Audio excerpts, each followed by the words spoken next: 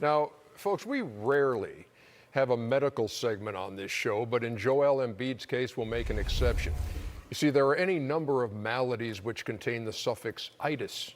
During these playoffs, he's had left knee tendonitis, he's had gastroenteritis, and heading into Game 5 Tuesday night, well, it could have been sinusitis or rhinitis or nasopharyngitis, all of which fall under the category of upper respiratory infection. And now the Sixers as a team are battling Toronto Raptoritis. Symptoms include a rash of fast break points, a sudden urge to turn the ball over, and a mysterious desire to read a stat sheet when you're being blown out. We go to the highlights from Toronto. Okay, so Redick and Simmons in Game 5 combining for 10 points. Oh, my gosh. Green and Lowry, 36. Wow. And but that's the point I want to make. Joel Embiid he's sick. I understand that, but I do agree with Shaq. If you're out there, you got to play. You can't play bad and say I don't feel well. But man, Jimmy Butler, J.J. Redick, Ben Simmons, Tobias Harris, they getting the skate. They're getting a hall pass. I mean, they haven't shown up.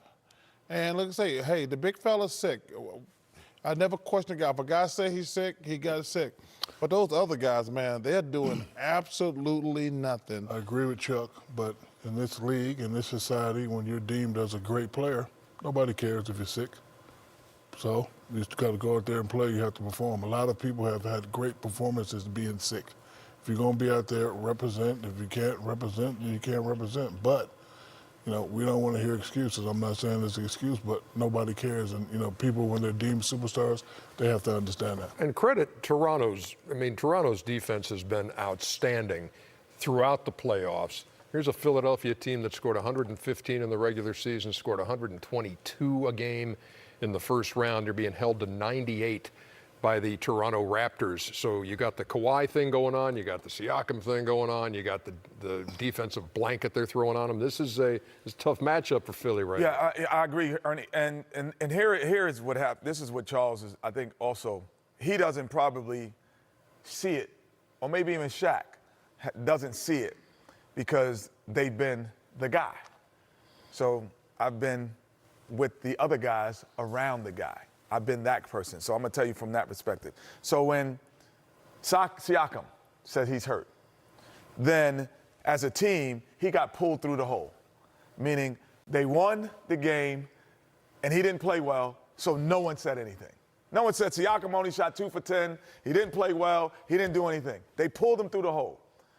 Kyle Lowry came in and stepped up, had his best game as a Raptor in the playoffs this year. Today, Joel Embiid is sick. As a team, these are the games you got to pull them through the hole. So then people forget about it. When Akeem Olajuwon has had games in the finals and in the regular season and in the playoffs, well, he might have played average or below average.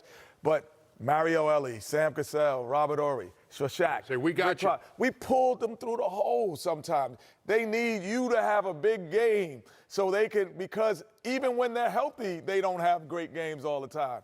Kevin Johnson pulled you through the hole. Dan Marley, and then you come back for 3-4 games in a row and get 30. But that's what I said about, like, these guys. That's what I said. I'm alluding to what you were saying. Brett spent his whole time talking about Embiid and give him credit for playing. Like, you know, them other guys get checks too. I mean, Tobias Harris is a heck of a player. We were talking about him making the All-Star team. He's got to pick it up. Ben Simmons, he's not in double figures. Why is he only taking 5 shots?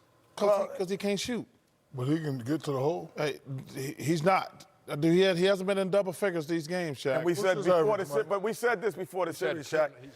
He's had 14 a game. He's had 10. He has not played well. He has not had a great Toronto. He's not had a but I'm just saying the last 2 games. No, that was the series. In the regular season, he has not played well against Toronto. Yeah. But I'm saying in this series, he's had back-to-back triple singles. Right, and that's not going to get it done. That's not going to get it for a guy who has the ability. And J.J. Redick got to step up too. No question. Everybody's got to step up when you're big. You got to pull him through the hole sometime. 125-89. The final, and Game 6 Thursday in Philly, trying to force it back to Toronto for a Game 7 on Sunday.